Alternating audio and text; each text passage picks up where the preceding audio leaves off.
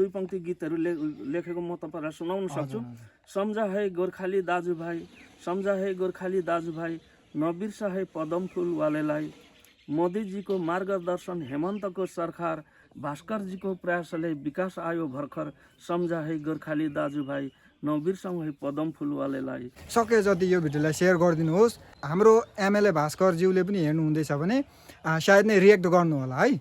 धन्यवाद। दाजुको चायपत्तीको बिजनेस पनि रहेछ है। चायपत्तीको सानो बिजनेस छ। तपाईँहरूलाई चाय मिठो खालको चाय अगर खान मन लाग्यो भने जरुर मसँग कन्ट्याक्ट गर्नुहोस् र तपाईँहरूको म होम डेलिभरी गर्ने व्यवस्था पनि मसँग छ। मेरो फेरि फोन नम्बर पनि बताउँदैछु 7082692754। ललित सुनार। यो चायपत्तीको चाहिँ मैं मार्का नम्बर मैले राखेको छु बेहुली चायपत्ती। बेहुली चायपत्ती। ओहो रमाइलो रहेछ। बेहुली चायपत्ती तपाईहरु पनि सम्झिनु होला, अर्डर गर्नु होला। यहाँ गाउँ गाउँ लोकल एरियामा त उहाँले डेलिभरी पनि प्रोभाइड गर्नुहुँदो रहेछ र एकदम नै खुसी लाग्यो कि यस्तो चिजहरू र युनिक चिजहरू तपाईँ माझमा सेयर गर्दैछु। राम्रो लाग्यो। म तपाईँले यो भिडियोलाई धेरैभन्दा धेरै सेयर गरिदिनु होला। होइन हौ यो मोबाइलले पनि बर्बाद पार्छ क्या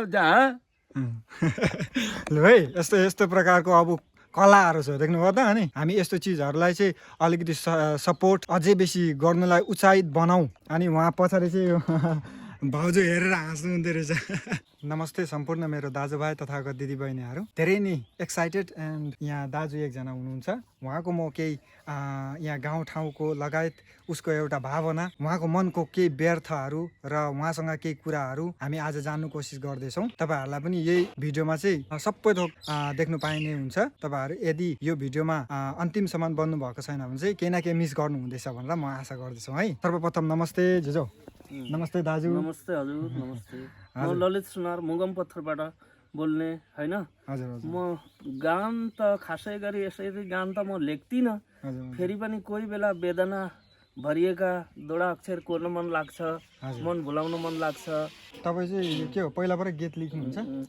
हजुर म केही गीतहरू भए भन्नुहोस् अब कीर्तन भजनहरू भए यस्ता पहिलाबाट लेखिराख्नु हजुर पहिलेबाट लेखिरहेको छु म।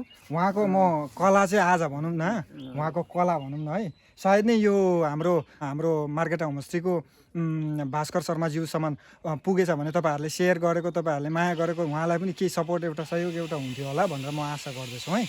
अनि आज चाहिँ हामी तपाईँ के हो निकै समयबाट लेख्नुहुन्छ? हजुर म पहिल्यैबाट लेख्छु। गान भजनहरू भन्नुहोस् अब कीर्तनहरू, राजनैतिक गीतहरू।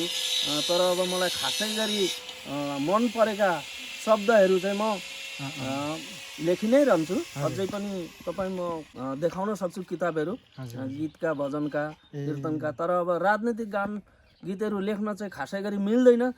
फेरि पनि कसैले प्लिज दाजु दोडा अक्षर कोरिदिनुहोस् न त। यो सरकारले हामीलाई कति फाइदा गर्दैछ, कति देशलाई विकासको रास्तामा अगाडि बढाउँदैछ भन्ने कुरालाई अब जस्तै अब लेखन्ता मान्छेले त अब तपाईँको सत्य घटनाको आधारितमा गीतहरू लेख्नु पर्यो नि त, शब्दहरू लेख्नु पर्यो। अब झुटा कुरालाई साँचो बनाउन त मिल्दैन, कोर्दाखेरि केही फरक पर्दैन भनेर है मैले लेखेको हो। तपाईँहरूलाई राम्रो लाग्छ कसो लाग्छ होइन आफ्नो सुझाव। हजुर हजुर।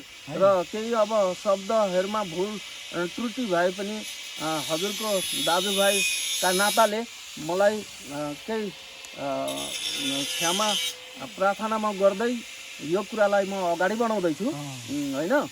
फेरि पनि भविष्यमा यसरी नै हामी देशको विकास देख्न पाइयोस्, दोडा अक्षर कोर्न पाइयोस्, हाम्रा